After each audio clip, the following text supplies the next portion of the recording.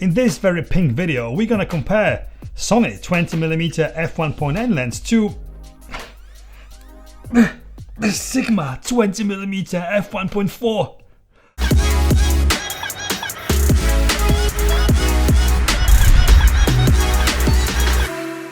Before we do it, let's do some housekeeping. If you enjoy this kind of content, cameras, lenses, reviews, tutorials, tips, please consider subscribing. And also I'd like to thank UK Digital for letting me have these two lenses for a while to test and compare. Okay, let's do it. So we're talking about the two lenses for the Sony E-mount, which are the same focal length. The 20mm, but one is 1.4 and one is 1.8. There's obviously a huge difference in size. The Sony is actually half size of the Sigma. Also, there's a few little differences on both lenses. Let's talk about the build quality first. The Sigma weighs a lot. It weighs nearly a kilogram, 950 grams, where Sony weighs only 373.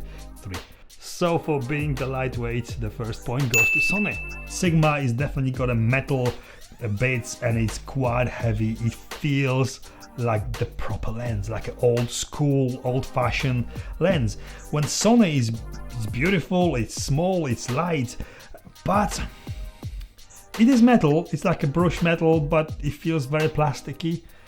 In comparison, as a build quality goes, the Sigma definitely gets a point. Also, there's buttons on the lenses. Both lenses got a automatic focusing, manual focusing switches, but the Sigma's got no other buttons. When Sony has got other two, it has got a focus hold button which you can program to whatever you want it to do. It also has got the click aperture because it has also got aperture ring, which is declicked for video, and you can switch it on if you're doing photography. Sigma has got nothing, none of that. So the number of buttons, Sony gets a point. There's one big difference. Sony, which I don't like about the Sony, has got nice focusing ring as well as Sigma, but Sigma is obviously bigger, but there is no numbers, there's no distance measure for the focusing, when Sigma has got a little window showing the focusing distance. Yes, most of the time you're gonna use these lenses on autofocus, but when you do have to use them in manual focusing, I do like to know which way to go, closer or further. Sony's got no markings, Sigma has got little window. So for this focusing ring distance numbers, Sigma gets a point. The front element, the Sony has got 67mm thread and you can put a filter on it. Sigma, it has got this round front end and you cannot put the filter on it. There's no holder on the back, there's no ways to put on the front. You have to attach the whole new filter system to put something in front of it. Not practical, and for this Sony gets a point. Let's talk about the performance of these two lenses side by side. Obviously the Sigma is wider aperture, 1.4. These lenses are very sharp, there's no question about it. They both work brilliantly with video and photography. I find that if you shoot these lenses on an eye level and straight, so if you shoot a room or a window or a building and you do it straight, so the verticals are straight, these lenses perform amazingly. They both got a very low distortion. But when you start pointing this lens, the Sony lens, to up or down, and you change that perspective, the point of view, with this wide angle of view, you're gonna notice that the Sony actually distorts the pictures a little bit more. In my opinion, I felt instantly that this kind of creates this bit more weirder, distorted universe. When Sigma, it's more like I see it. It's still happening because the wide angle of view, but I think it's a little bit different. So for the distortion, Sigma gets a point. The big difference in performance is in the focusing distance. Most of wide angle lenses you can focus quite close, but Sigma, it's about 30 centimeters. It doesn't feel like you can come anywhere close to anything.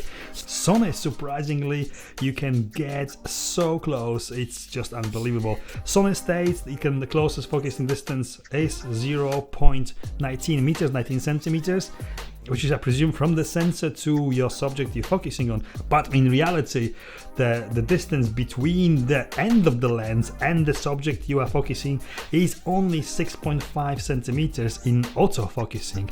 But if you switch to manually you can focus at a distance of 4.5 centimeters. It feels like you are doing macro photography, it's so close. So for that reason, the focusing distance, Sony gets a point. Okay, video performance. Again, the quality of glass on these lenses is so similar.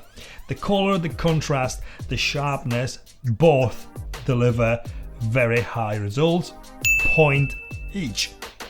But when it comes to actually using them on everyday usage, if it's a handheld shooting, I do personally like heavy lenses. I do keep saying that in my videos, but even for me that lens weighs a little bit too much. So for practicality of using these lenses on the shoot, Sony gets a point. Another thing for video is putting these lenses on your Sony camera and balancing on the gimbal. This has got a right length for the weight to go on the Sony camera and balance on the gimbal. It's just somehow the center of gravity is right somewhere there and it balances within seconds. You just put it on the gimbal, you move it forward, backwards, and you got a center of gravity. Brilliant. Sony, because it is so light and so small, the center of gravity is, I don't even know what it is. It took me a while, it took me probably 20 minutes to get this on a gimbal and balanced. There's other issues, but could be my gimbal only. The center of gravity was in a place where I couldn't tighten the plate onto the gimbal because it was in the way of the camera, because where the camera sits with the lens that size. I had to raise the camera up on a cheese grate to actually be able to balance it quicker and easier. So for the overall weight to balance on a gimbal, Sigma gets a point. Also, vlogging. The focal length of these lenses is perfect for vlogging, but you try to put that lens on your camera and carry it in your hand while you're talking to it. That weighs too much, when Sony is just perfect. It's perfect weight, perfect size, easy to stick it in your pocket. That's almost pocket size. So Sony gets a point. The value of these lenses, the price to actually have one of these. The Sony costs £950 here in UK, but the Sigma is actually £300 and 650 or thereabouts. So the Sigma is actually cheaper. So Sigma gets a point for the value for money. Who are these lenses for? I'd say that Sigma is definitely for a proper old school pro, someone who uses tripod all the time, maybe occasionally a gimbal, someone who's not in a rush and someone who's not shooting weddings or events. Is the lens to be a rock solid workhorse on the tripod with the support, or not carry it with you all the time. Sony is actually great for all those things, as well as mobility. It's good for taking it out with you on to events, to weddings, to run and gun shoots. You have to move with a camera a lot. You handheld shooting, and probably more versatile than the Sigma. So Sony gets a point again. And a conclusion, final conclusion, and the extra last point. Which one actually is better? Well, it's very hard to say because these lenses are designed for different photographer in mind. Sigma is heavy, it's bulky, it's big. Sony is small, light and portable. They both deliver amazing quality, but I must say that Sigma, for me personally, this is my own opinion, that Sigma actually is better quality overall. But if I was going to take it out with me and have fun with the lens of this focal length, I would take Sony. They both get a final point. So, not surprising, or maybe it is surprising to you, Sony actually wins. Congratulations, Sony. And on that note, this is it. I hope you enjoyed this video. If you did, please give me a thumbs up. Please consider subscribing. And thank you UK Digital for lending me these lenses for this review. And I'll see you next time. Well, I've judged these lenses on this video without making any notes before or during filming, so I had no idea which one won. I lost count completely, so I had to do multiple endings of this video. You already know which one won. I've got no idea. Right now, I've got no clue.